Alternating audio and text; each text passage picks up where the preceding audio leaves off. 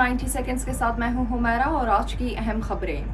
वज़ीर आज़म शहबाज शरीफ ईरान का 2 रोज़ा सरकारी दौरा मुकम्मल करने के बाद अज़रबैजान के लिए रवाना हुए और अज़रबैजान के शहर लाचीन पहुंच गए, जहां वो पाकिस्तान, तुर्किया, अज़रबैजान से फरीकी इजलास में शिरकत करेंगे। भारतीय अपोजिशन लीडर राहुल गांधी ने मोदी हुकूमत को तनकीद का निशाना बनाते हुए उसकी खारजा पॉलिसी को नाकाम करार दे दिया।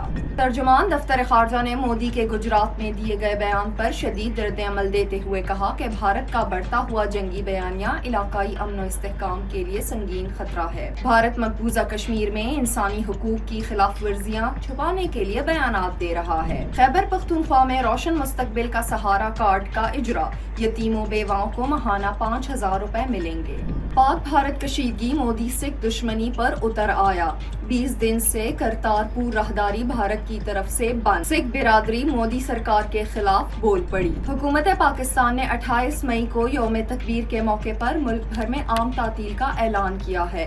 काबीना डिवीजन ने इस हवाले से बाकायदा नोटिफिकेशन जारी कर दिया है, जिसके मुताबिक बुध 28 मई को तमाम सरकारी, नीम सरकारी इदारे, तालीमी इदारे और दफातर बंद रहेंगे। आलमी मालियाती फंड ने पाकिस्तान में मुसलसल 6 साल औसत महंगाई सिंगल डिजिट में रहने की पेशन गोई कर दी, जबकि रवा माली साल महंगाई 12% के हुकूमती हदफ के मुकाबले में सिर्फ 5.1% रहने का तखमीना जाहिर कर दिया है।